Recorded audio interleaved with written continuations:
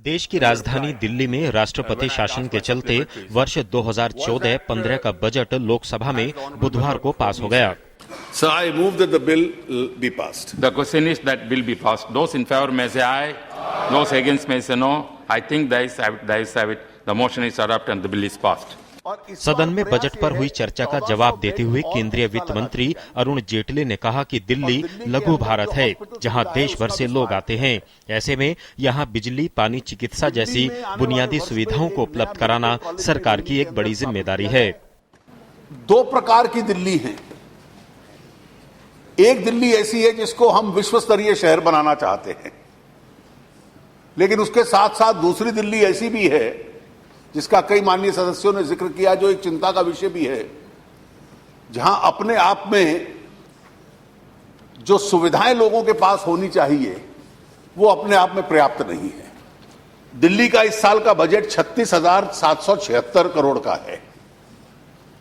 इस 36,776 करोड़ में से 31,571 तो केवल दिल्ली में से ही टैक्स आ जाता है, जो दिल्ली शासन को मिलता है।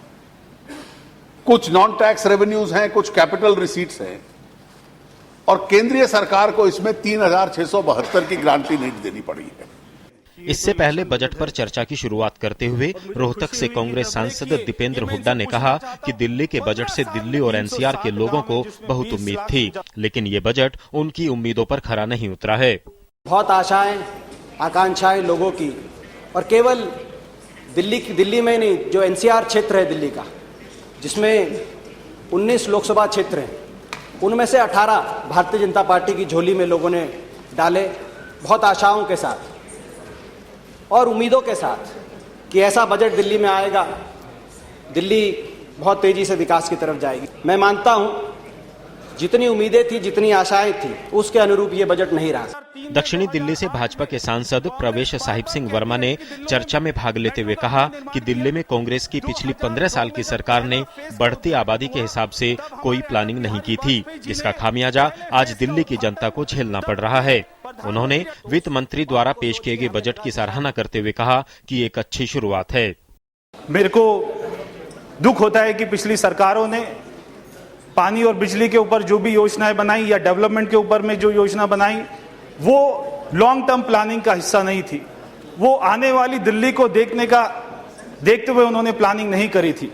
मैं सबसे पहले कहूंगा, वित्त मंत्री जी का धन्यवाद देना चाहता हूं कि दिल्ली में 1 रुपए का भी नया टैक्स इन्होंने दिल्ली की गरीब जनता के ऊपर नहीं डाला है।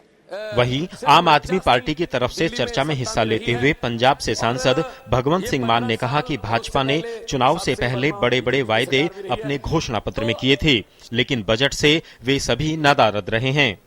आईएएस और आईएफएस की एकेडमी खोली जाएगी, कोई बात नहीं है।